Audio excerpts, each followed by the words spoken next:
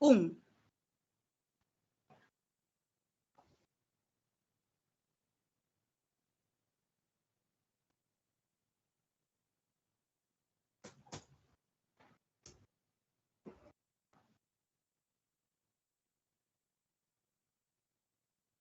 Começou?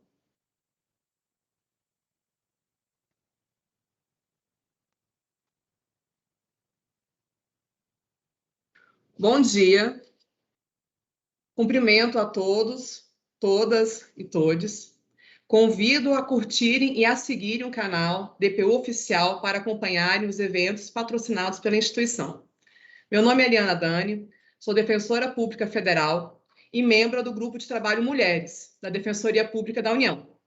São ações do grupo o reconhecimento e defesa de direitos econômicos, sociais, culturais e ambientais de mulheres, monitorar ações de discriminação e violação de direitos de mulheres, disseminar o conhecimento e o direito universal à educação, à saúde e à proteção previdenciária, e promover a defesa de direitos sexuais e reprodutivos, entre outros. Hoje, o webinário, dia 29 de março de 2022, é alusivo ao Dia da Mulher e tem como tema Mulheres na Política, Cenário Brasil. Seremos brindados com a exposição da professora e pesquisadora Viviana Mendes Ribeiro, com o tema Violência Política contra as Mulheres nas Próximas Eleições, e da senadora Rose de Freitas, com o tema A Participação da Mulher na Política, que irá ingressar no andamento do webinário. A escolha do tema se deu frente ao cenário nacional, este ano de 2022, bem como pela sanção da Lei 14.192, de 4 de agosto de 2021, que estabelece normas a prevenir e reprimir o combate à violência política contra a mulher. O Grupo de Trabalho Mulheres da Defensoria Pública da União acredita que só existe uma democracia sólida e sustentável com representatividade consolidada na diversidade de gênero e raça, sendo preservada a integridade física, mental e emocional de mulheres e seus entes queridos quando do desempenho político nos espaços de poder e decisão. Para fomentar esse debate, convido a professora e pesquisadora Viviana Mendes Ribeiro, doutoranda em Direito pela PUC-Rio, mestre em Filosofia pela Universidade Federal Fluminense. Bem-vinda, professora.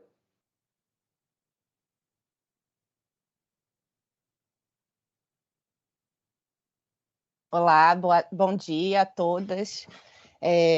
Obrigada pelo convite, Liana, o Grupo de Mulheres da Defensoria Pública da União, a Defensoria Pública da União. Agradeço a todos e todas que estejam aqui presentes, que tenham nos esperado, apesar desse atraso, só para justificar as pessoas que estão aqui. A gente estava aguardando a liberação da senadora Rose de Freitas.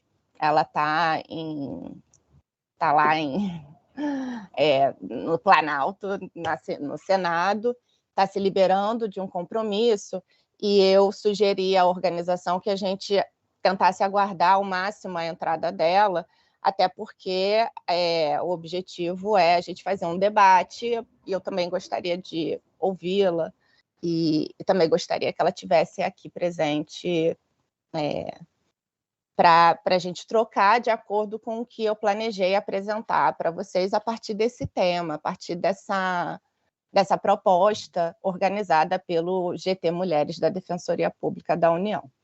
Então, o evento se chama Mulheres na Política, Cenário Brasil. A senadora Rose de Freitas vai conversar com a gente sobre a história das mulheres na política, e eu, então, fiquei encarregada, responsável, de tratar sobre a questão da violência política contra as mulheres nas eleições atuais. Mas, para falar sobre isso, para tratar do nosso momento atual, eu vou precisar dar alguns passos atrás na história, no tempo e no espaço. Então, é preciso, primeiramente, dizer que a exclusão das mulheres no campo da política instituído, no campo instituído da política, como poder, tem como fundamento essa exclusão uma base lógica de ideias e práticas. Essa lógica, isso que eu estou chamando de lógica, então, envolve ideias e práticas, que organiza e detém o monopólio do poder da política. Essa lógica, a gente pode dar o nome para ela, poderíamos pensar numa lógica da virilidade. Que seria, então, essa lógica da virilidade, que é, ao mesmo tempo, ideia e prática? É a lógica da guerra, é a lógica heróica. É uma lógica que produz valores e práticas sociais baseado nesse binômio guerra e heroísmo. Consequentemente, esse binômio guerra e heroísmo implica em ideias e práticas relativas à dominação e hierarquia. Então, é essa lógica que eu estou chamando de lógica da virilidade, e estou dizendo que ela é a base que fundamenta as razões que são invocadas para a exclusão das mulheres da política. E essa lógica tem uma longa história no Ocidente. E ela quase invoca sempre as mesmas razões, independente da forma política instituída, seja uma forma monárquica, seja uma forma tirânica, autoritária, seja uma forma republicana. Essa lógica da virilidade, ela é também uma marca da história, que persiste no imaginário e orienta as relações sociais e organiza as relações sociais. Mesmo com as transformações e singularidades de cada uma dessas formas, monarquia, autoritarismo, tirania e república. Então, essa lógica da virilidade, ela é persistente como imaginário e como prática. E ela está sempre presente em variados graus que tendem a mais servidão ou a mais liberdade, de acordo com essas formas políticas. Tanto é assim que essa lógica, por exemplo, da virilidade, ela aparece em algumas interpretações das tragédias gregas. E por que eu estou indo lá nas tragédias gregas? Porque até hoje, sabemos, permeia o senso comum e as práticas de pensamento o paradigma da Grécia Antiga como berço da democracia. Então, essa lógica da virilidade permeia algumas interpretações dessas peças, dessas tragédias gregas, que têm interesse para a gente no que diz respeito a formas de organização da política, mas elas não dizem só sobre a organização da política, elas também dizem sobre as mulheres na política. Então, essa interpretação norteada por essa lógica da virilidade, ela, por exemplo, concebe Helena, o personagem Helena, como causa e ruína de Troia, causa e ruína da política. Medeia, como a encarnação de uma suposta natureza feminina, aí natureza feminina entre aspas, de uma suposta natureza feminina histérica e vingativa. Antígona, como o negativo, a face negativa da política e da democracia. Essas interpretações, elas colam, elas plasmam na figura da mulher, e aqui, mulher como um operador conceitual, porque é uma palavra que tem sentido e função de universalizar e homogeneizar todas as mulheres, independente das suas relações e situações reais em que elas estão inseridas. Então, essa lógica da virilidade plasma na figura da mulher o que é oposto à política. Ou plasma na figura, nesse operador conceitual mulher, ideias e práticas de que a presença das mulheres na política é sempre um desvio da, entre aspas, boa e verdadeira feminilidade. Ou que a atuação das mulheres no espaço público e no espaço político necessariamente só pode implicar em corrupção e violação, entre aspas de novo, de uma suposta natureza da política. Os especialistas em história antiga, Jean-Pierre Vernant e Vidal-Naquet, em Mito, Tragédia na Grécia Antiga, eles compreendem, analisando as tragédias gregas, eles compreendem que essas tragédias colocam como motor da ação a exclusão da vida política das mulheres. Além de ter essa ideia e prática que diz respeito à organização da política, da exclusão das mulheres deste campo, essas peças ainda possuem a função política de dramatizar essa exclusão.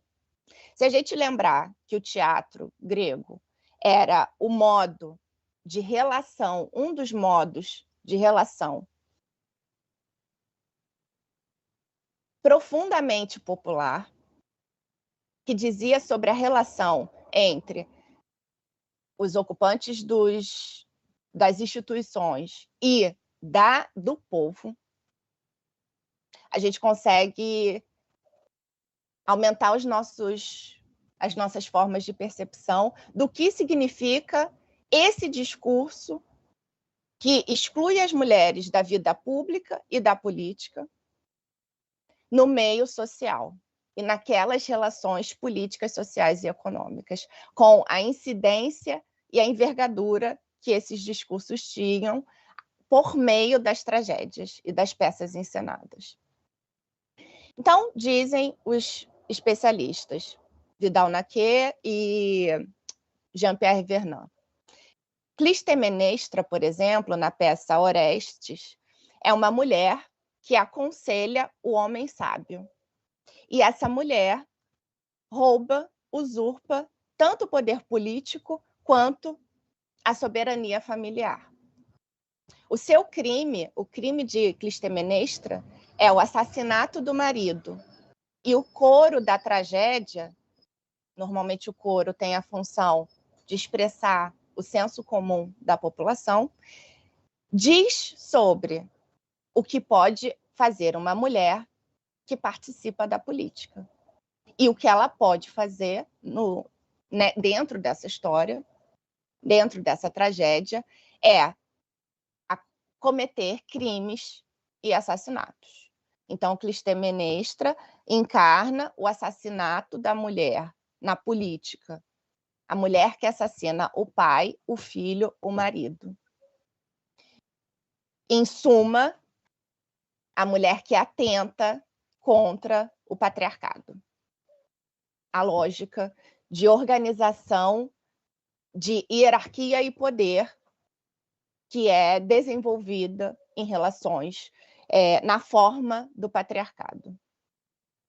E aí dizem ainda os historiadores, se o sonho da hereditariedade puramente paterna nunca cessou de assombrar a imaginação grega, deu-se o mesmo com o sonho de um mundo sem mulheres. O sonho de um mundo sem homens também tem as suas aparições, embora em menor grau e raras. Mas, evidentemente, o sonho de um mundo sem homens não tem o mesmo estatuto concreto naquela sociedade, naquelas relações, do sonho de um mundo sem mulheres, que encontra alimento na realidade política e social daquela comunidade. O direito romano, por sua vez, que funciona historicamente como inspiração e paradigma para a formação dos direitos modernos, como efeito das revoluções políticas ocorridas no final do século XVIII, ou revoluções burguesas, de acordo com a compreensão de Marx e Engels e do pensamento marxista, que vem em seguida. O direito romano, então, que aparece como paradigma para a formação dos direitos modernos, ele foi baseado, ele decorre de uma organização sociopolítica e econômica que implica em determinada forma para o ordenamento jurídico. Esse direito, esse ordenamento jurídico romano, ele tem como base concreta a expansão do império por meio das guerras, da conquista de territórios e populações. Esse é um dos fundamentos que dizem sobre a forma do direito romano. Essa necessidade de expansão da guerra e controle de novos territórios e novas populações implica necessariamente em uma forma de governo que precisa controlar a natalidade. Se existem determinados corpos que possuem útero e são responsáveis pela reprodução, necessariamente essa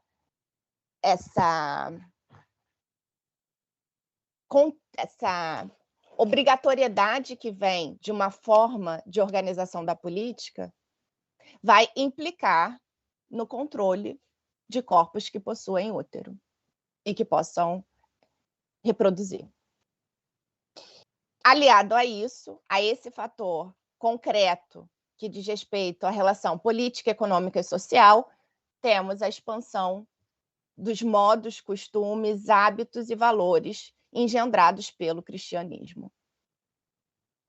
Então, são essas as duas bases sociais, econômicas e políticas concretas que nos ajudam a entender por que o direito romano tomou as formas institucionais que tomou e levanta a nossa orelha aqui e chama a nossa atenção que essa forma de organização jurídica seja invocada como o espectro que está rondando a formação do direito moderno. Assim, o direito romano e o que vai ser repetido, atualizado na formação do direito moderno, estabeleceu uma separação rígida e violenta entre espaço público e espaço privado. Dentro dessa separação rígida e violenta, são definidas dois aspectos que dizem respeito à política, que dizem respeito à organização social e à organização econômica, tendo a questão das mulheres como eixo determinante. A separação, então, entre os espaços público e privado determina a posição e a função das mulheres numa organização sociopolítica no modelo republicano. Essa posição e essa função, ela se concretiza, então, no confinamento das mulheres no espaço privado, uma posição, e o confinamento das mulheres a determinada função, determinada e exclusiva função, ou seja, a organização e a manutenção de formas de relações familiares orientadas para a reprodução. Essa marca do direito romano, é bom a gente prestar atenção, ela continuou produzindo efeitos ao longo da história. Aos poucos, nas poucas informações históricas ainda sobre a sociedade romana, que chegaram até nós a respeito de como viviam as mulheres romanas, É preciso notar que existem poucas aparições na história oficial sobre as mulheres romanas, porque existem pouquíssimas bases históricas, documentos, relatos, artefatos e etc., que auxiliem nessa pesquisa para identificar como as mulheres romanas viviam de fato. E quando elas aparecem apenas afirmando essas figuras, essas imagens da feminilidade. Então, ou elas aparecem como as mulheres boas e virtuosas, que são as mães de família, as filhas, as boas esposas, ou elas aparecem como corruptoras da organização da política. São as prostitutas, as que desviam da organização verdadeira e boa para as mulheres, e as mulheres que atuam de alguma forma na política. Então, essas mulheres que atuam no poder, na história oficial romana, elas sempre são as figuras que conspiram nos bastidores do poder e provocam a queda dos imperadores. Essas figuras, essas mulheres, elas são, então, as responsáveis pela corrupção do império em razão do domínio que podem exercer sobre os governantes. Esse domínio tem natureza, obviamente, de influência sexual, maléfica e controle da reprodução. Essas raras mulheres, portanto, que aparecem na história romana, encarnam o mal que todas as mulheres representam para a política. Marilena Chauí, no texto Participando do Debate sobre a Mulher e a Violência, um texto que foi publicado em 1985, ela escreve sobre isso que a gente está conversando. Sob a aparência de um desvio da boa feminilidade, os textos históricos introduzem a figura feminina no espaço público pela via da perversão da política, uma vez que definidas exclusivamente pelos atributos da privacidade e da domesticidade. As mulheres entram sorrateiramente no mundo político e público e ali só podem, por definição, atuar como agentes da tirania.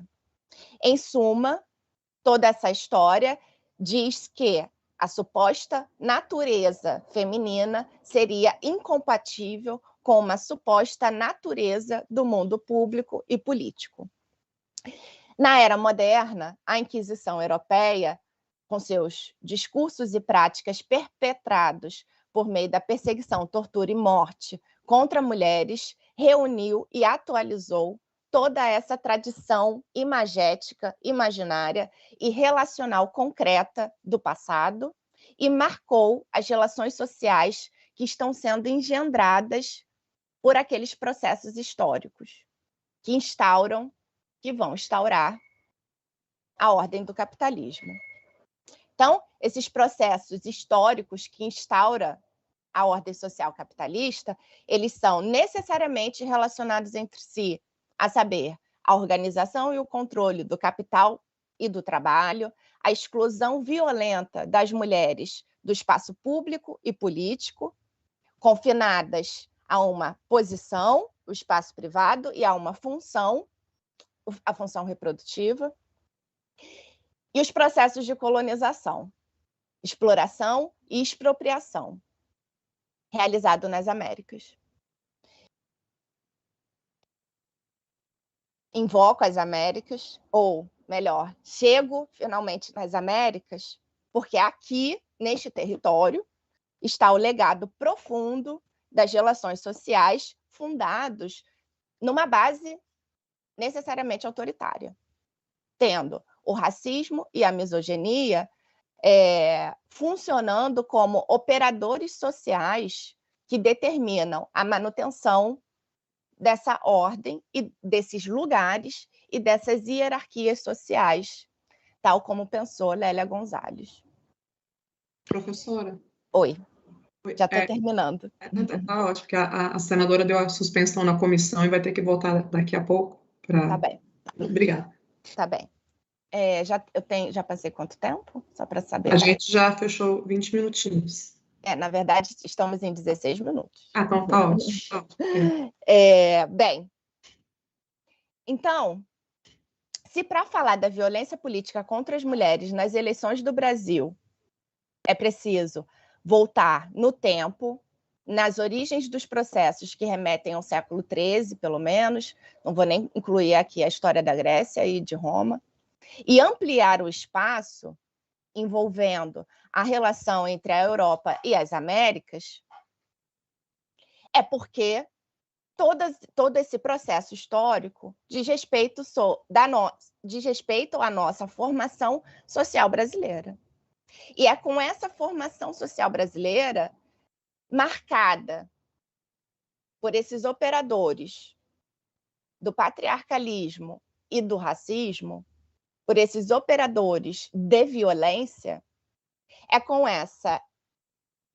esses operadores e é nessas bases que a gente precisa pensar a atuação política das mulheres no Brasil, pensar os limites dessa atuação e pensar os seus enfrentamentos, os seus obstáculos. E mais do que isso, não basta apenas a gente ter capacidade de compreensão desses processos históricos para entender o nosso presente. O fundamental é a gente ter compreensão desses processos históricos, entender o nosso presente e ter capacidade e aptidão para organizar o nosso campo coletivo estratégico para o futuro.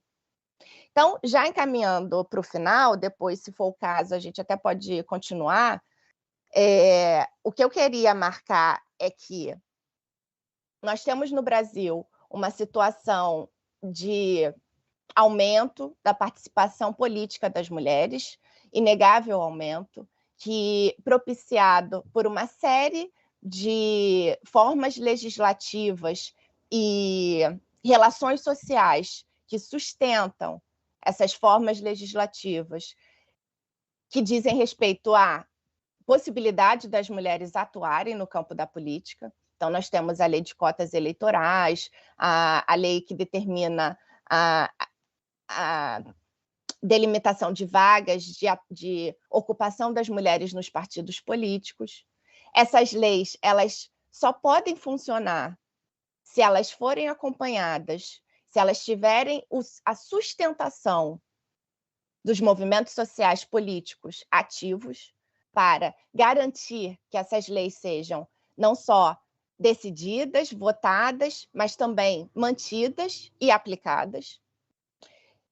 E nós vivemos por tudo isso, e especialmente pelos governos sociais dos últimos anos, da última década, pelo governo do PT, nós vivemos transformações políticas, sociais e econômicas que nos ajudam a entender a violência política encadeada na sociedade brasileira a partir de 2013, concretizada no golpe civil parlamentar de 2016 e nas eleições reacionárias, conservadoras, autoritárias, que foram conduzidas a cargos institucionais de poder, que expressam, isso eu gostaria de já ir finalizar com isso, que expressam uma resposta,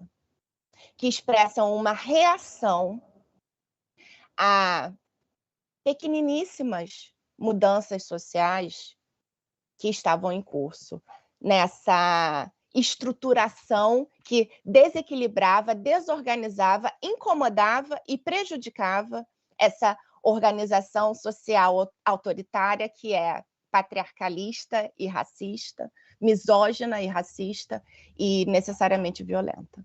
Então, eu encerro aqui. Se houver tempo e desejo e vontade, a gente pode voltar a conversar mais sobre isso no final. Obrigada. Obrigada, professora Viviana Mendes Ribeiro. Desculpa por interromper a apresentação. Nada, imagina. Queremos registrar a presença da senadora Rosa de Freitas, em tempo que agradecemos o empenho de estar conosco nesse debate, e de imediato convido a senadora, que milita desde 1983 em espaços de poder e decisão, tendo sido deputada estadual, deputada federal, e ingressado no Senado Federal no ano de 2015. Bem-vinda, senadora.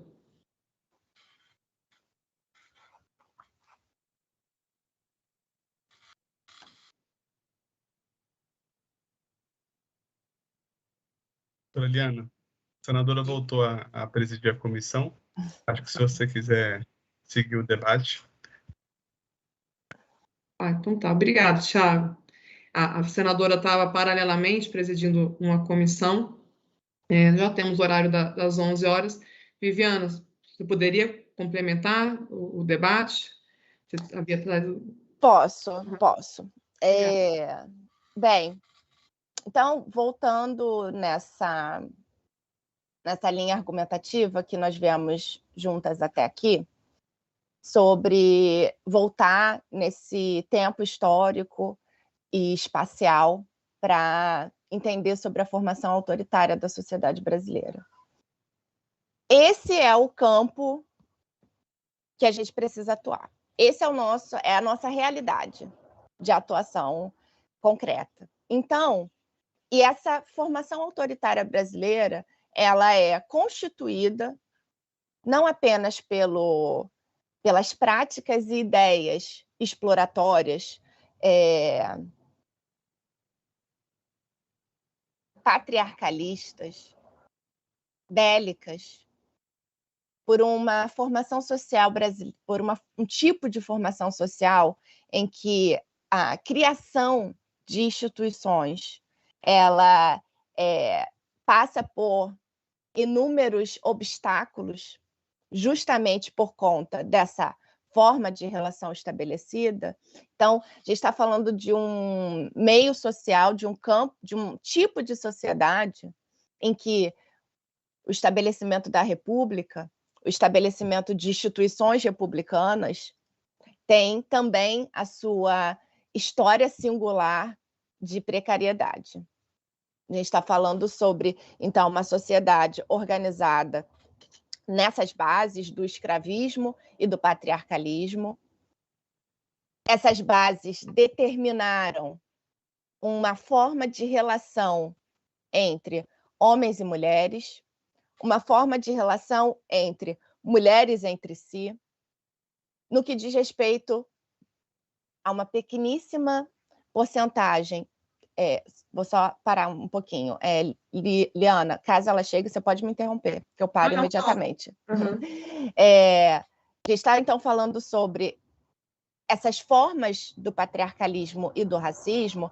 Ele determina como homens e mulheres se relacionarão, como mulheres entre si se relacionarão.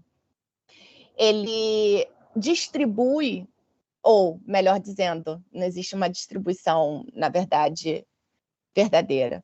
Ele detém o monopólio da violência na mão, não do Estado. É claro que isso se reflete hoje no tipo de Estado que a gente conseguiu instituir. Mas, historicamente, esse monopólio da violência ele está detido na mão dos oligarcas, dos latifundiários, dos ex-senhores de escravos. São essas figuras sociais, em termos tanto de formação subjetiva, quanto de organização concreta dos corpos.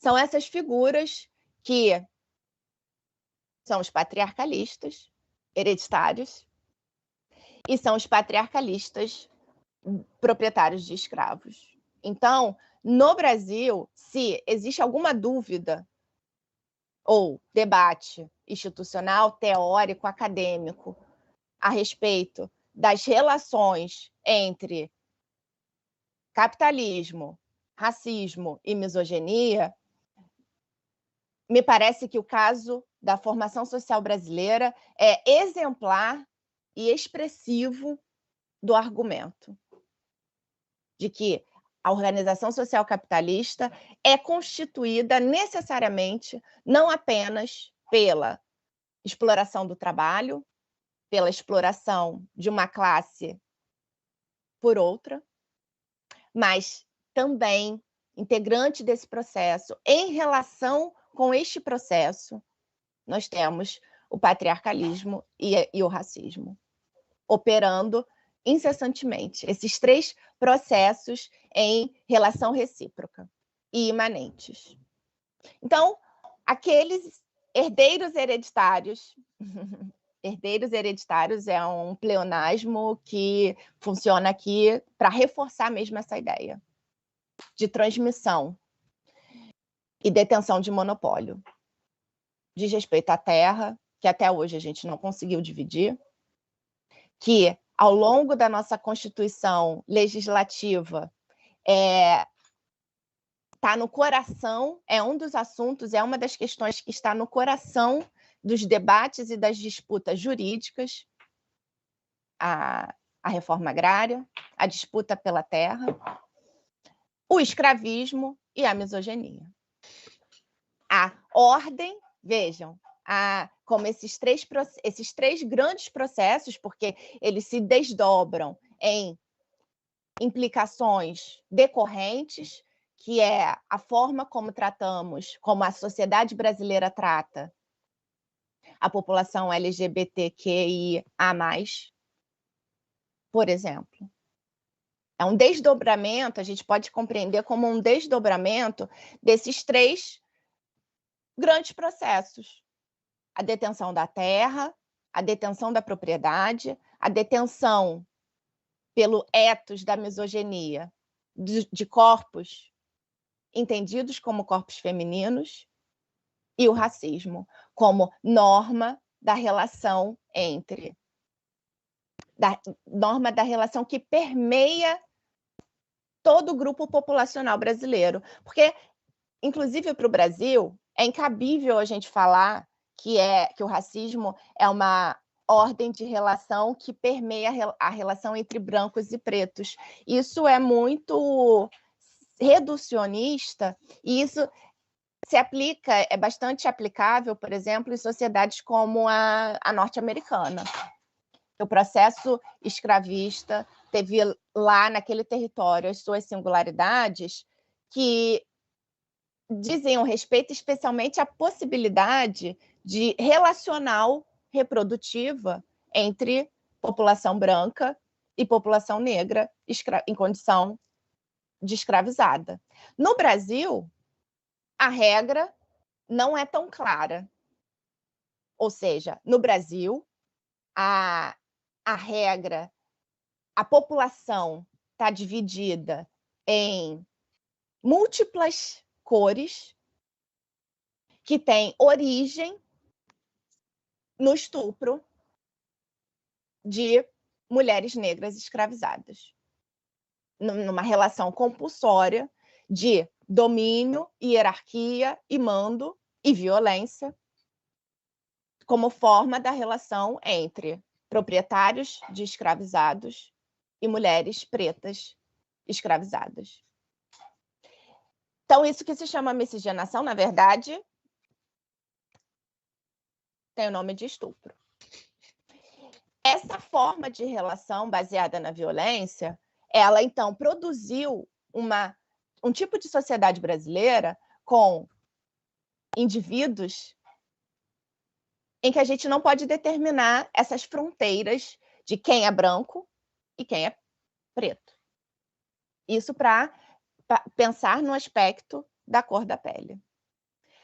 Junto com esse marcador, com esse operador social, que é o racismo, a gente inclui, então, a propriedade da terra, inclui um modo do capitalismo profundamente desigual em termos de organização social, organização econômica, organização da forma das relações de trabalho, mais ainda a situação patriarcalista. Então, esses processos, eles estão inegavelmente, e aqui é para falar de forma peremptória mesmo, esses processos estão inegavelmente relacionados. E eles dizem sobre a organização da sociedade brasileira. E a gente só consegue entender os nossos problemas e a gente só vai ter capacidade de organizar as nossas ações estratégicas, políticas e coletivas se a gente compreender isso. E não se trata apenas de compreensão, não se trata apenas de entender, não se trata apenas de um processo intelectualista racional aos modos da lógica da virilidade. Eu estou falando aqui de um processo que envolve modos de ver, modos de perceber e modos de compreender. Antes de tudo, e em primeiro lugar, é preciso ver e sentir os efeitos dessas relações. Como é que essas relações esses processos se relacionam sem parar e os efeitos que eles produzem no seio dessa forma social. Então, para a gente falar sobre a questão das mulheres, da violência política contra as mulheres nas eleições, não só atuais, mas de todo o processo desenvolvido no Brasil a partir do século XX, a partir da conquista do direito ao voto em 32, toda essa história precisa considerar todo esse histórico que a gente conversou antes. E aí, a questão sobre como é que a gente pode entender o aumento dessa violência contra as mulheres no campo político brasileiro, compondo com essa história passada, que não passou. Compondo com essa história que é a base sobre a qual a gente se movimenta politicamente. Em razão de todas essas modificações, de todas as conquistas que dizem respeito à possibilidade de entrada desses grupos historicamente excluídos violentamente da política e do campo público, nós temos, então, um momento político em que se produz formas relacionais políticas que estão aptas a receber ou a ter a penetrabilidade desses grupos no espaço da política, e a reação é praticamente uma lei da física. Ação e reação. Então, a reação é tanto maior quanto mais violenta, que está expressa aí, na quase ano que vem, última década que vivemos no Brasil. E já a senadora está por aí? Ela está ingressando. Ah, então tá. Para a gente não ficar apenas na tristeza, porque quando a gente se lança nesse modo de compreensão que envolve sensibilidade e entendimento desses processos históricos, eu indico que a gente tenha a capacidade de ver, perceber, sentir e olhar as experiências feministas que estão acontecendo nos nossos países vizinhos da América. Então, nós temos aí o Chile, o grande exemplo, um grande exemplo que a gente pode aprender.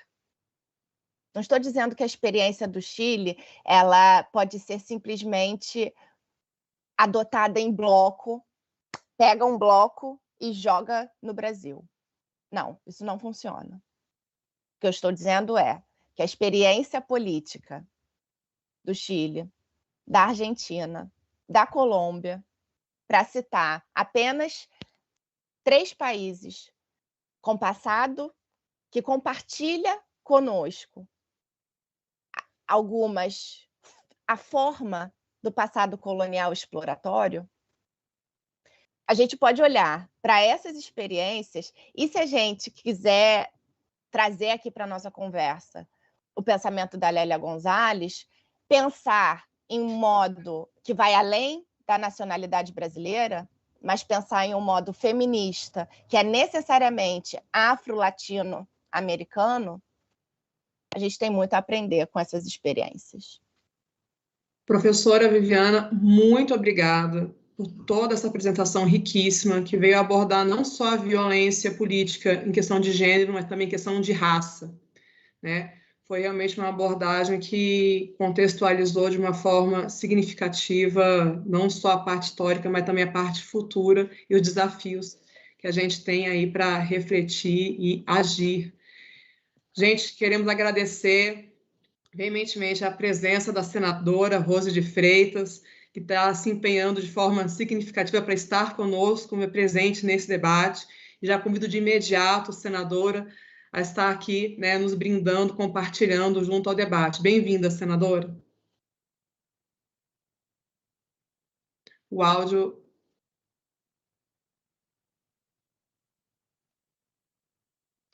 Vocês me ouvem?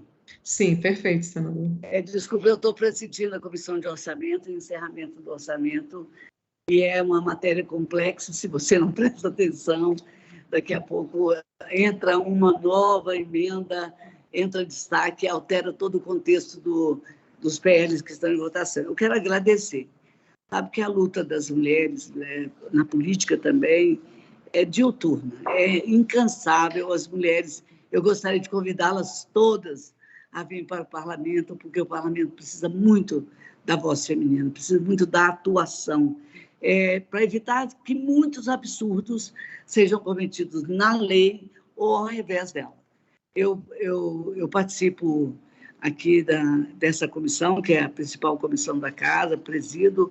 Acho que quebrei um preconceito enorme, que era a comissão só presidida pelos homens, como se a economia fosse uma matéria só feita à aptidão dos homens na política, e principalmente dos economistas, quando todos nós vivemos no dia a dia com os problemas todos que a sociedade tem. Vamos olhar a face social, a face econômica, né, a face dos direitos humanos, sobretudo. Então, eu digo para vocês que eu estou chegando aqui para deixar uma palavra, sobretudo para a gente se unir em pensamento, e aonde estivermos, ocuparmos espaços que devem ser ocupados pelas mulheres, que eu acredito, já se passaram 90 anos que a mulher votou pela primeira vez. Mas pense, eu sempre gostei muito de literatura e gosto muito de teatro. Eu ficava imaginando a minha mãe indo votar com meu pai entrando para votar e minha mãe na calçada, arrumadinha, segurando a mão dos 10 filhos, porque para ela era importante que ela tivesse a presença física num lugar onde ela era totalmente dispensável pelas leis brasileiras. Então, a mulher não tinha cultura para votar, não podia ter uma inserção social da sua escolha no processo político. Então, aqui nós temos uma bancada feminina que lembramos sempre onde nós estamos avançando, aonde nós estamos recuando, aonde estão nos coagindo. E eu vou dizer que depois que a gente conseguiu consolidar organicamente o espaço da bancada, das lideranças, e eu novamente aqui em outras comissões, nós passamos a ter exemplos, né, de como a gente pode avançar na lei e isso ecoar na sociedade. Eu vou só citar um exemplo aqui do que foi a questão humana, né, da questão dos absolventes, as mulheres vulneráveis, uma discussão nacional, como se isso precisasse existir um projeto de lei. É apenas o olhar da sociedade para o contexto em que a mulher vive, as dificuldades que ela tem. Então, passava um absurdo que a gente tivesse que tipificar na lei que tipo de assistência a mulher precisa, na sua fase de evolução, na sua adolescência. Então, nós estamos sempre criando uma legislação específica para superar as nossas dificuldades. E parece, me desculpem, muita franqueza, que alguns são intransponíveis. Eu sou a autora da lei do feminicídio, que coloca a imprescritibilidade nesse crime. No meu estado, aumentou. Em vários estados do Brasil, as mulheres, os crimes e as calúnias, as injúrias, a violência, a difamação contra as mulheres têm sido cometidos dia a dia mais. Aí a pergunta fica, o que nós podemos fazer? Primeiro, sempre vai ficar meu apelo de que as mulheres participem mais da política.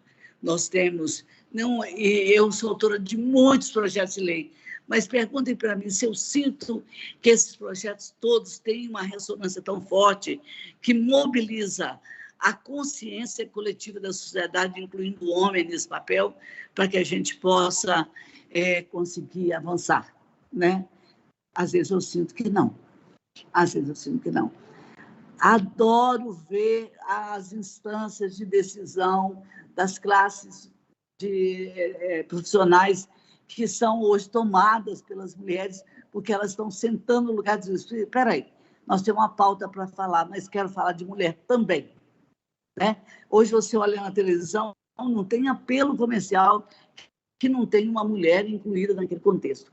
Mas nós precisamos de outra coisa junto com isso. Não é só ver a mulher como grande consumidora da sociedade, com um atrativo imenso, é ver a mulher como um ser igual, com competência igual, com direitos iguais e capaz de, inclusive, mudar os rumos de um país. Não é só de uma instituição, de um país. As mulheres veem a política diferente. Pode acreditar, não tem nada que a gente escreva nessa casa, que a gente não tenha um olhar atento, se por ali vai passar algum daquelas insinuações da quebra de direito, de respeito, de tratamento igualitário e tudo mais. Então, eu queria dizer para vocês que eu estou aqui corrida, como vocês estão vendo, falando para vocês, mas, assim, entender o que é ser maioria na população.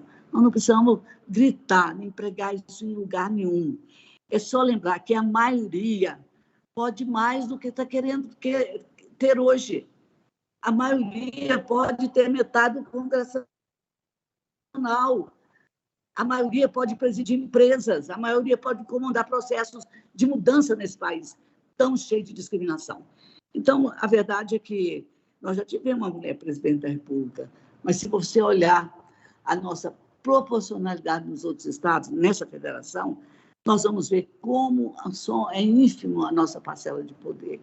Eu gostaria muito de dizer assim, essa luta é renhida, todo dia, é superar as barreiras e impor a participação da mulher, e não queremos tratar como se nós tivéssemos um privilégio. Uma vez, eu tive que enfrentar nosso conjunto de mulheres, quando foi feito um projeto que era obrigado a ter mulher na mesa. E esse projeto entrava, saía de pauta, eu falei, eu vou disputar. Fui lá, disputei, tive mais votos que os homens da casa. Então, talvez a gente deva se apropriar mais da nossa razão para fazer predominar o nosso olhar sobre a nossa condição e sobre o processo que ainda vivemos em 2022. Então, em toda a América Latina, nós estamos aí só à frente do Paraguai, na quantidade de parlamentares mulheres. Fora disso, nós estamos atrás de todo mundo. Isso é uma decisão. Eu sei que é uma sobrecarga imensa de trabalho, né? Quero dizer para vocês que acaba de chegar aqui o meu secretário querendo arrancar o telefone da mão, porque eu tenho que acabar a sessão. Então eu vou voltar, já estou indo. Eu apenas quero dizer que é difícil a caminhada, é longa a caminhada, mas vale a pena percorrer esse caminho, gente. Vale a pena. Só de ver uma mulher respeitada, de uma mulher tratada de maneira igual, com a competência que nós temos, aí a gente vai dentro do nosso coração, da nossa alma, dizer, vale a pena. Tão competente, tão ardorosamente dentro desse debate, por favor, vamos nos somar, sabe? Vamos fazer juntos essa maioria que nós somos para exercitar o poder que a maioria precisa ter, para melhorar o país. Nós não vamos ver, de jeito nenhum, crianças sendo tratadas, utilizadas em propaganda de vereador, que não vou nem citar o nome, usando a fome da criança para ela sentar na mesa. As leis estão aí para punir todo o abuso que existe contra as mulheres, contra os idosos e contra as crianças. Isso, eles conseguirão fazer isso, pode acreditar. Se não, é mais do mesmo sempre. Vão lá, escreve no finalzinho lá, o idoso tal, na rua tal, foi resgatado, mas qual é o tratamento que se dá dentro das instituições aos idosos, às crianças e às mulheres? Mulher que se realiza com competência, com dedicação, na sua atividade, onde quer que ela esteja, a sociedade ganha mais, ela progride mais. Por isso eu queria dizer a todas as mulheres aí que queremos, sim, ombro a ombro, lado a lado, mas, por favor, com a igualdade, a competência reconhecida para todas as mulheres desse país. Muito obrigada. E desculpem, por favor, mas que o calendário do Congresso passou de meia hora, já não pode mais votar nem nada, e eu tenho que cumprir a minha tarefa. Capaz, nós agradecemos, senadora, a sua participação, brindando aqui o nosso debate, demonstrando, a senhora presidindo a nossa comissão de orçamento, justamente aí desbravando, demonstrando que o papel da mulher vai muito além, né, daquele que, a princípio, nos destina. Muito obrigada, verdadeiramente, pela sua participação, brindando o nosso espaço. Obrigada. Por favor, venha ao Congresso trazer esse debate para cá, que a gente vai poder também expor nas redes todas o quanto que as mulheres estão falando. Não é de nós mesmos, nós estamos falando de um país que pode ser bem melhor. Muito obrigada. Obrigada. Amados e amadas, do nosso chat ainda não presenciei questionamentos, né, perguntas, mas muitas participações, as apresentações riquíssimas nesta manhã, né, alcançamos aí 1 hora, né, de evento, de debate. Se alguém quiser ainda colocar perguntas no chat para compartilharmos com a nossa pesquisadora e professora Viviana Ribeiro, realmente foi uma apresentação assim que nos tirou do lugar comum nesta manhã. Muito obrigada, Viviana, você foi maravilhosa, muito obrigada mesmo.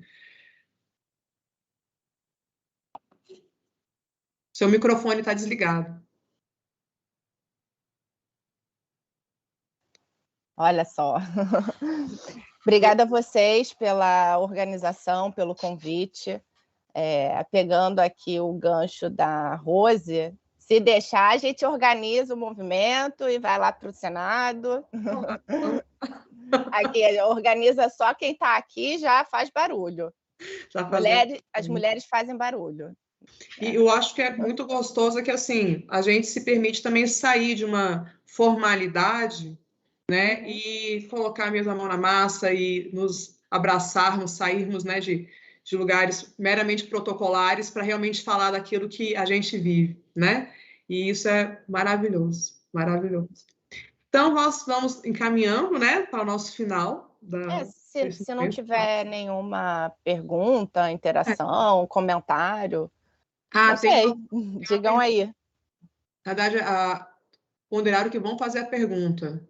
Gostaria de fazer uma pergunta sobre cotas de gênero e raça, mas ainda não lançaram a pergunta. É a nossa colega defensora federal, Ana Luísa Zago, inclusive também é conselheira, né, do nosso Conselho Superior da Defensoria Pública da União. Eu não sei se ela ainda vai trabalhar a pergunta aqui no chat. Não, é legal que às vezes a gente só lança o tema. Mas vamos esperar para ver se ela tem alguma pergunta específica. Aqui, ela trabalhou a pergunta. O artigo 60 da Lei Complementar 80 prevê que o Defensor Público Geral Federal será nomeado pelo presidente entre os escolhidos em lista tríplice. É uma previsão que nós temos na nossa lei interna. Uhum. É possível estabelecer uma das vagas da lista tríplice, seja cotista de gênero ou raça?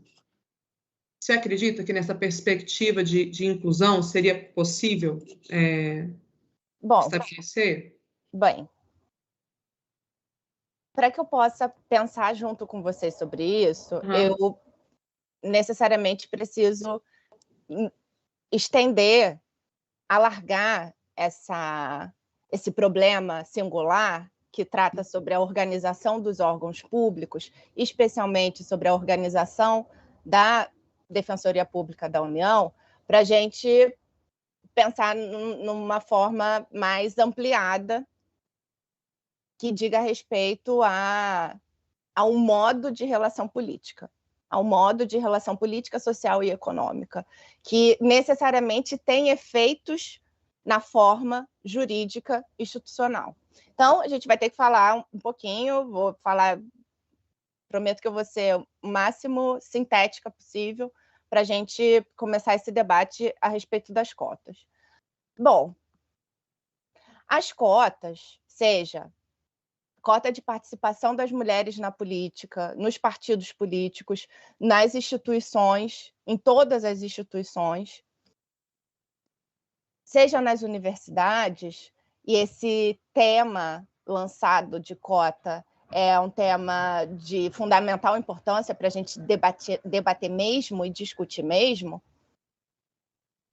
Então, pensar a cota como uma política, pensar a cota como ela realmente é, uma forma de política pública, uma forma específica, singular de política pública. Então, essa forma de política pública, que se expressa como cotas eleitorais, universitárias, instituidoras, formadoras das instituições por dentro, essa política pública, ela não diz respeito, diretamente diz, mas ela diz mais do que isso.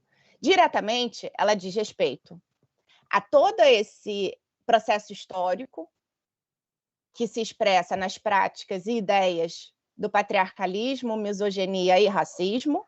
Então, a gente pode pensar no fundamento para esse tipo de modo legislativo jurídico, política pública, como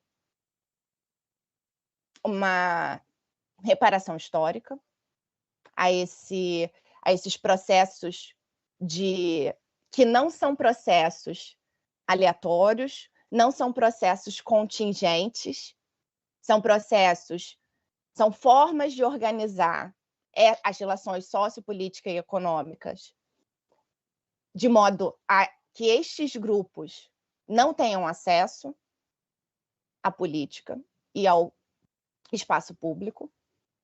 A gente pode pensar, se a gente for pensar diretamente nesses grupos, como uma reparação histórica. Mas eu convido todas aqui a pensarmos juntas nessa forma institucional, nessa política pública, como algo que diz respeito à democracia, porque é disso que a gente está falando. Porque a gente não pode pensar na construção de um espaço público, na construção de relações sociopolíticas e econômicas orientadas e determinadas pela violência na qual esses grupos são historicamente tratados. Então, quando a gente fala sobre cota, na verdade, deveria estar passando o tempo inteiro como pano de fundo para as nossas avaliações e percepções, que se trata de um assunto que diz respeito a mais ou menos democracia. Se trata de um assunto que alarga, que tem a potência de alargar e transformar as relações das pessoas deste corpo societário entre si, alargar as formas de relação da sociedade com as instituições, que tem a possibilidade transformadora, porque como é que a gente pode pensar em fazer uma crítica a isso que chamamos de, vou colocar de uma forma bem simples e entre aspas aqui, porque só para falar disso daria aí uma tese de muitas páginas. Mas nisso que a gente chama de pensamento hegemônico, como é que a gente pode pensar em criticar isso que se chama de pensamento hegemônico se a produção do conhecimento Aí eu estou falando de cota universitária. Se a produção do conhecimento é monopólio hereditário, transmitido para as mesmas famílias, para os mesmos filhos, para os mesmos homens da mesma cor e classe. Então, como é que a gente pode fazer uma crítica? Por exemplo, a produção de conhecimento, se a gente tem dificuldadezinhas em discutir a política de cotas. Isso estou dizendo em termos de senso comum. E de senso comum, que não estou falando da população. Estou dizendo sobre ideias e crenças e hábitos que estão presentes nestes detentores da produção do saber, nestes detentores da produção científica, que a história demonstra. São os primeiros a levantar senões e críticas baseadas completamente, totalmente, nessas crenças e hábitos patriarcais, violentos, misóginos e racistas, para se arvorar contra a política pública de cotas. E isso se aplica a todos os espaços, porque a gente não está falando apenas da organização da produção do saber acadêmico. A gente está falando de direitos, a gente está falando de direito à educação, a gente está falando de direito ao trabalho, a gente está falando de direito à renda. Quando a gente pensa no caso singular da Defensoria Pública da União, a gente pode compreender que as formas jurídicas que cada organização, cada instituição toma com maior ou menor capilaridade a essa política de cotas, dá indício da aptidão desse corpo institucional a se democratizar mais ou menos. Perfeito. A se tornar mais possível para a vida individual e coletiva ou menos. Então, é disso que a gente está falando, quando a gente está falando sobre cotas. A outra pergunta também diz respeito a esse processo que leva, né, à representatividade. Qual a sua visão sobre o financiamento de candidaturas femininas? Quanto a uma pergunta referente à discussão recente no Congresso Nacional. Vou pegar um pouquinho de água aqui. Por favor, eu também estou com um garrafão. Gente, desculpa água... aqui sair do quadro. Quem foi que fez essa pergunta? Que eu não vejo aqui quem está fazendo a pergunta. Foi a Juliana Souza. A outra colega que fez a pergunta, eu consegui me referenciar, porque eu sabia quem era. Agora, a Juliana Souza, como que ela não se... Ô, Juliana, que pergunta! É o tipo de pergunta para a gente ficar aqui para sempre, nesse quadradinho de debate. Bem, de novo, a gente está... É um tema que está vinculado com a questão, com esses processos relacionados, tá? Eu não sei exatamente dessa discussão que você mencionou. Não tenho conhecimento em concreto do que está sendo discutido agora, como você colocou aí. Mas sobre o tema, a questão de financiamento para candidaturas de mulheres e representação, porque os dois estão ligados, relacionados, me parece que a gente precisa discutir essas questões com bastante cuidado e vagueza, sem pressa, porque são questões, de fato, que eu não vou resolver numa resposta aqui, nesse momento, em 30 segundos.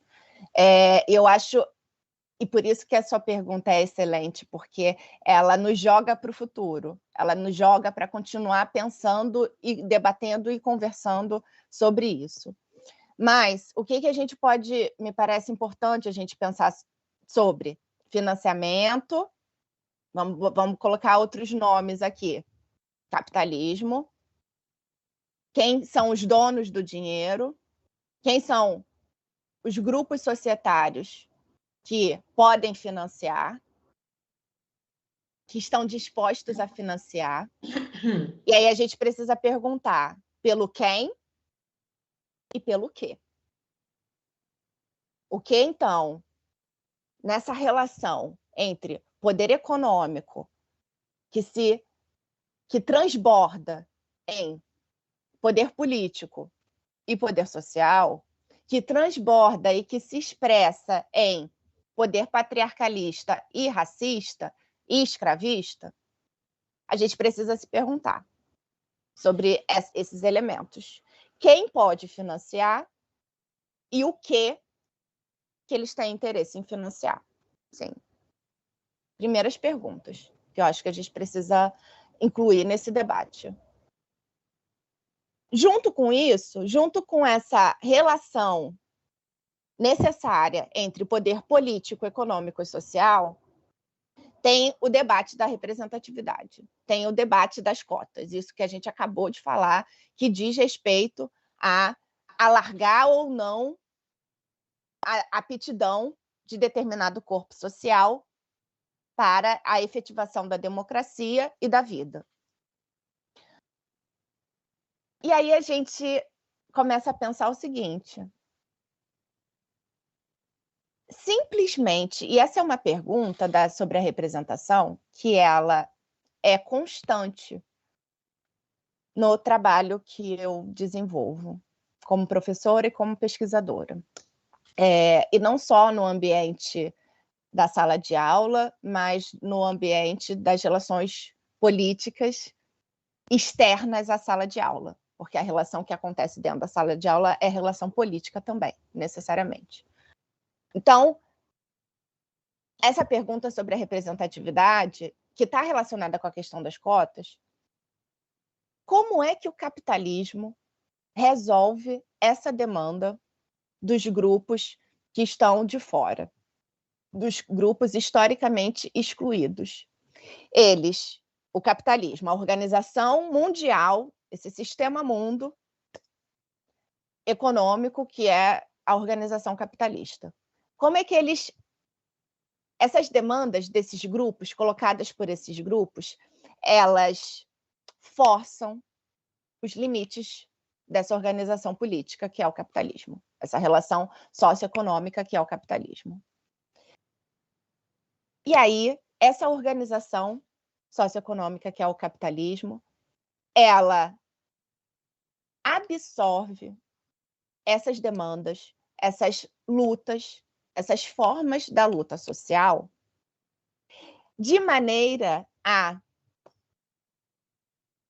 apaziguar, digamos assim, os ânimos. O que se expressa perfeitamente, a gente pode fazer essa análise analítica, desculpa. A gente pode fazer essa análise a partir das contrações e expansões dos direitos no campo social. Então, aquela história toda que eu disse, que a formação sociopolítica e econômica produz como efeito determinada forma jurisdicional, determinada forma institucional, é sobre isso que eu estou falando também. É sobre expansão de direitos ou retração de direitos. Isso tudo nos diz sobre a organização econômica, que é a nossa. Então, o capitalismo pega essa organização, recebe, é afrontado por essas demandas sociais desses grupos, com essas denúncias, vamos dizer assim, sobre a injustiça, e não é só um valor sobre a impossibilidade de vida de formas sociais nestes termos de exclusão, ele pega, recebe essa demanda que lhe prejudica e transforma em direito. E aí a gente tem lá a lei sobre representatividade, a lei sobre cotas, as políticas públicas, que são desencadeadas a partir da luta social. Só que os direitos, a forma jurídica, ela precisa ser compreendida por nós, tanto como ela é compreendida pela organização dos donos do poder, dos donos do dinheiro, dos donos das decisões. Para eles, a conquista de direitos é índice de uma derrota. E, ao mesmo tempo, daí o paradoxo, a natureza paradoxal dos direitos na organização social que é o capitalismo, ele é, ao mesmo tempo, forma de dissolução, forma de apaziguamento da demanda social, das lutas sociais. A organização social capitalista e os donos, os detentores do monopólio, do dinheiro e das decisões e dos espaços, eles sabem disso. Do nosso lado, nós, dos movimentos sociais, nós, dos grupos, das lutas sociais, das lutas pela conquista de direitos, a gente também precisa lembrar que conquistar direitos é esse paradoxo. Está inserido nesse paradoxo e ele representa, implica tanto uma vitória para a organização social, para os movimentos sociais, mas também a forma que eles deram para assumir, para absorver essa demanda que é colocada, a radicalização que é colocada pelos grupos sociais.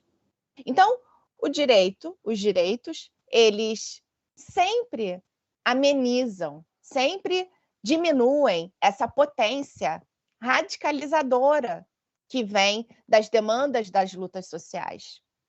Por isso que conquistar direitos, e aí a sua pergunta é legal, porque conversa com o que a Rose disse a respeito das legislações e da conquista de direitos referente às mulheres, e aí a gente vai além da questão da representação, das cotas para representação. A conquista desses direitos é o primeiro passo, é um pressuposto, é uma fase da luta. É uma fase da luta. A conquista de direitos ela tem que ser entendida como uma fase da luta e não a fase final. Muito pelo contrário. Ela tem que ser entendida como uma fase intermediária na luta, na luta democrática que se dá da relação entre os movimentos sociais e as instituições. Mas a luta não pode terminar aqui, ela não pode se esgotar aqui. Então, ela precisa continuar, porque esses direitos conquistados, e isso a gente deve pensar não apenas em termos da experiência brasileira, mas em termos da experiência da América Latina, em que, desde o início da década do novo milênio, dos anos 2000, nós temos experiências na América Latina de expansão da conquista dos direitos. Uma amiga, professora e pesquisadora, Viviane Magno, tem um texto lindíssimo sobre esse tema, dizendo os efeitos dos direitos conquistados sob o Sol do Sul, que é uma análise, então, da conquista de direitos da última década, desde o período do início dos anos 2000, que envolve os países da América Latina e o Brasil.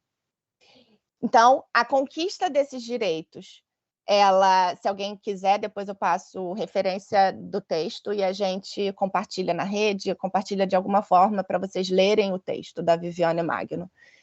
Então, a conquista de direitos nesse período da América Latina, desses governos que a gente chama de governos progressistas, porque são progressistas na medida em que tiveram força social para produzir uma transformação jurídica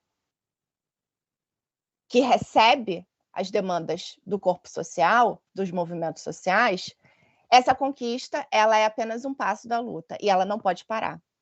Porque essa conquista é sempre frágil, mas frágil exatamente por causa da natureza do direito na organização capitalista. Então, é um tipo de conquista que é sempre parcial e frágil. Então, ela precisa ter o subsídio, precisa ter a base da organização social, das lutas sociais, para que esses direitos sejam mantidos, ou seja, para que, numa alteração das cadeiras dos governos, das cadeiras do poder, uma alteração no seio das instituições, esses direitos não sejam massacrados. Infelizmente, é o que nós estamos passando no Brasil. Um trator passou pela conquista de direitos no Brasil que não se completou, que enfrentou diversos obstáculos para se realizar e se realizou de maneira precária, justamente por causa desta formação social autoritária que é a nossa. Mas temos um processo histórico aí, de 2003 até 2013, de conquista de direitos, e nós tivemos, em 6 meses, 1 ano, dessa mudança, dessa assunção ao poder desse grupo político que aí está, em 6 meses a destruição dessas conquistas.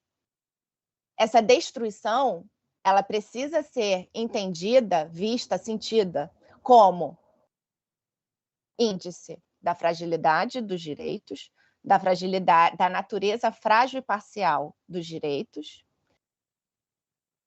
e das forças que compõem a nossa organização social. Esses vetores de força é a força autoritária, constituída pelos modos hereditários de transmissão de propriedade, mulheres e escravizados, e a força, a capacidade de força dos movimentos sociais. Essa é uma forma de ler a devastação que passamos, em termos de direitos, em termos de mudanças institucionais. Então, finalmente, voltando à pergunta, para que a gente pense sobre financiamento de candidaturas de mulheres e representação política, a gente precisa necessariamente, não tem jeito, a gente precisa considerar todos esses elementos. E aí, uma política que teria uma capacidade e um potencial de promover a ascensão de mais mulheres no campo público e político, me parece que vai estar prejudicada. Se a gente volta para a questão que eu coloquei no início. Quem é que detém o poder financeiro para financiar e o que ele quer financiar? E que tipo de proposta política, que tipo de candidatura de mulheres que proponha que tipo de política, que tipo de atuação esse capital financeiro tem interesse em financiar. Deixando aberto do outro lado, necessariamente, diversas outras campanhas de outras mulheres com outros tipos de mundo possíveis imbuídos em forma de proposta eleitoral política. Nossa, eu respondi de uma forma muito extensa, mas é uma resposta que merecia, como eu disse, mais que a gente responda mais devagar e que a gente continue pensando sobre ela. Eu até me permito contribuir, na verdade, com alguns exemplos. Quando a professora pondera que quando se alcança um direito, tem a fase da consolidação do direito, né? A Defensoria Pública da União atua junto à Justiça Eleitoral. E após essa previsão de cotas, tudo mais, nós nos percebemos fazendo prestação de conta eleitoral de mulheres que foram abandonadas pelos partidos. Ou seja, mulheres que foram simplesmente lançadas para cumprir cotas, né, mas que depois não foram mais desejadas. Isso já em sede de Tribunal Regional Eleitoral, ou seja, onde elas já deveriam ter problemas, né, com futuras inexigibilidades, enfim, onde elas teriam problemas mesmo com a representatividade delas. Então, e outras, inclusive, que eram laranjas, que sequer sabiam que tinham sido candidatas. Então, a gente percebe o risco que a gente expõe também quando a gente não se permite monitorar esse direito alcançado, né, discernir como é que esse direito ele é alcançado. E foi quando, em verdade, a gente parou para pensar que essa violência política à mulher ela é muito mais sutil do que a gente imagina. Às vezes a gente pensa, a violência, existe sim a violência ostensiva, e existe essa sutil, né, que mina a mulher até mesmo da sua atividade de liderança comunitária, onde ela é abandonada, ela é deslegitimada junto àquele grupo em sede posterior, né, onde ela só é realmente levantada para cumprir um número de cotas, porque estava previsto, e enfim, a gente vê isso em tantas situações. Ou seja, a gente alcança, mas não pode simplesmente alcançar, a gente tem que manter e perseverar a cada das conquistas. Me parece, Liana, que esse exemplo que você mencionou, vou só pegar uma anotação aqui rapidinho, quero confirmar o nome de um... desculpa. Esse exemplo que você mencionou, ele é um caso concreto que demonstra o nosso argumento. Sim. Quando você falou, professor, eu lembrei, porque eu atuo, né, junto ao TRE, e quando você pega um caso, vai, né? Você pega dois, vai. Tem alguma coisa acontecendo aqui. E aí você começa a conversar com outros colegas que atuam na mesma área. Gente, isso daqui é amostragem. Tem algo acontecendo. Né? Algo está errado. Então... Não, eu só queria que a gente pensasse aqui juntas nessa percepção de que essa forma de violência política seria uma violência sutil. E eu queria colocar aqui para a gente pensar o seguinte: não me parece ser uma violência sutil, me parece ser uma violência bastante programada, bastante desejada. Por quê?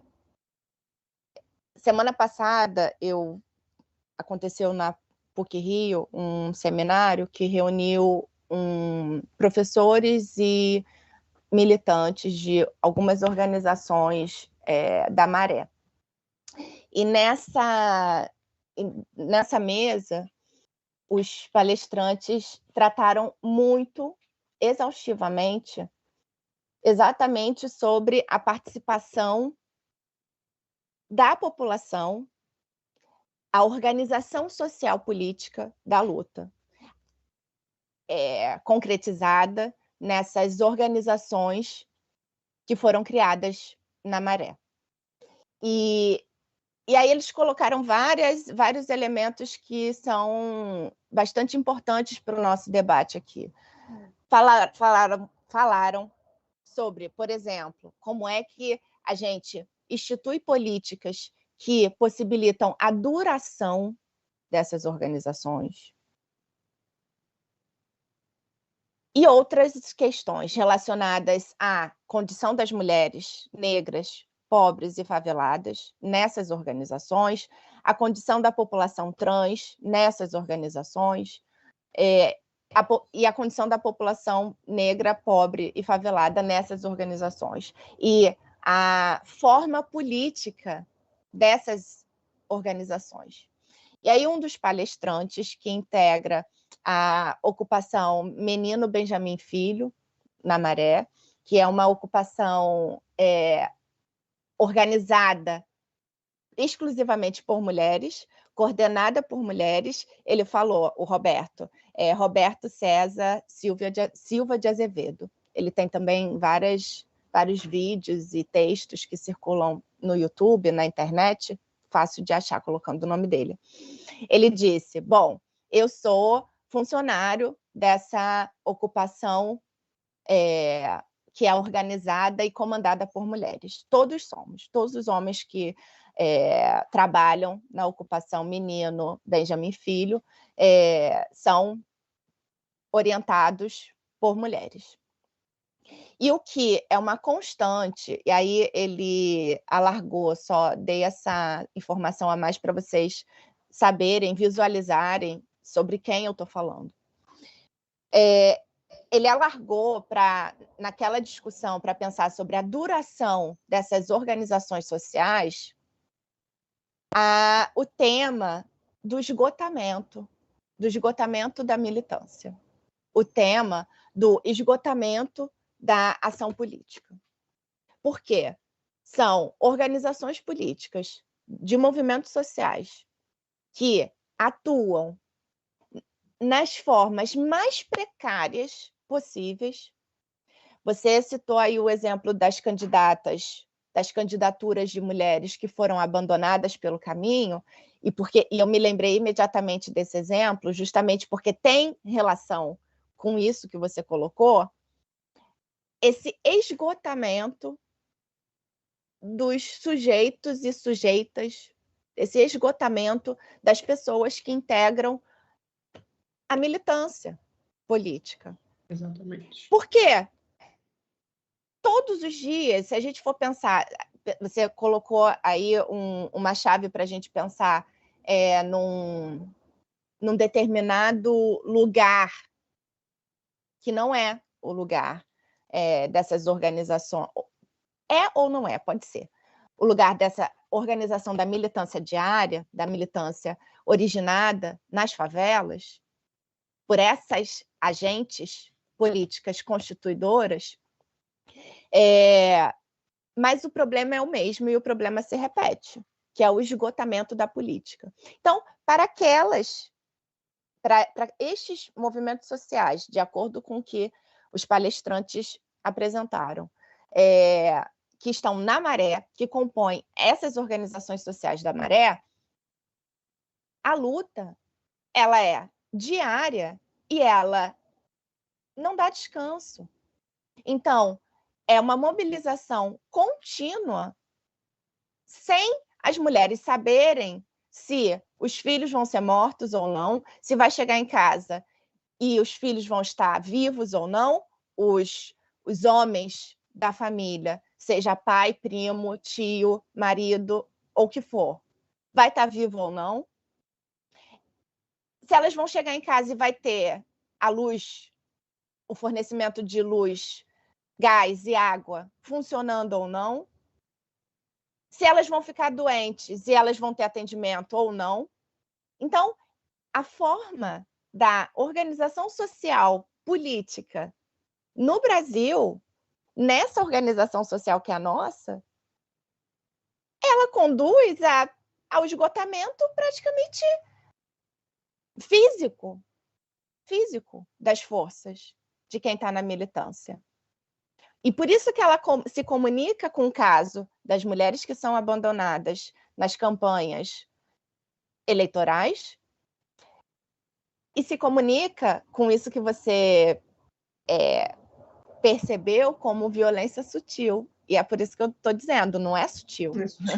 Não é sutil. Ela é tão violenta quanto a violência física, a violência patrimonial, a violência psicológica, porque essa é a regra. Essa é a regra. A regra das nossas relações sociais não é a exceção. A regra mobilizadora, a regra que cria o elo nas nossas relações sociais é a violência. E é a violência real. Então, eu gostaria, é bom a gente ampliar, sempre que a gente puder, ampliar o nosso olhar e os nossos casos. E os casos, eles são fundamentais para demonstrar o nosso argumento.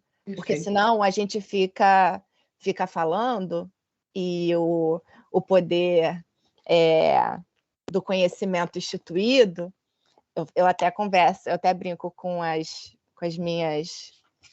mulheres com quem eu me relaciono nessa relação de aprendizado, eu brinco com elas, tem que explicar, tem que demonstrar tudo que a gente está falando, porque se a gente simplesmente lança a palavra patriarcado, racismo, misoginia, nós somos as mulheres malucas que vê patriarcado, misoginia e racismo em tudo.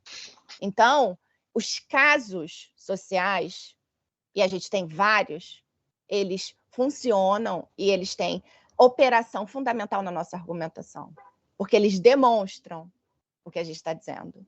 A minha fala aqui, em nenhum momento, foi uma fala conceitual. Eu não parei aqui na frente de vocês e fiquei 2 horas quase falando sobre conceitualmente patriarcado, racismo, porque não é assim que eu trabalho em qualquer participação e qualquer modo de participação pública. Então, a gente precisa dos casos concretos para demonstrar o argumento final. Sociedade, olhar para a sociedade autoritária, para a formação autoritária que constitui a sociedade brasileira, e nessa formação autoritária estão necessariamente relacionados a propriedade, a questão das mulheres, a forma de se relacionar com as mulheres e a forma de se relacionar com a população negra. E esses processos estão misturados, porque junto com a conversa lá a respeito do estupro embranquecedor, sob o qual a população escravizada foi constrangida, mistura esse projeto de embranquecimento com o lugar social mais baixo da economia.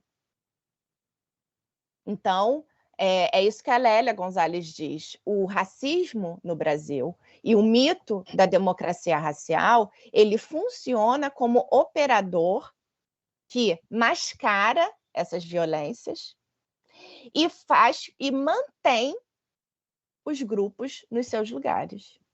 E aí mistura os três: mulheres, população negra, população mais pobre.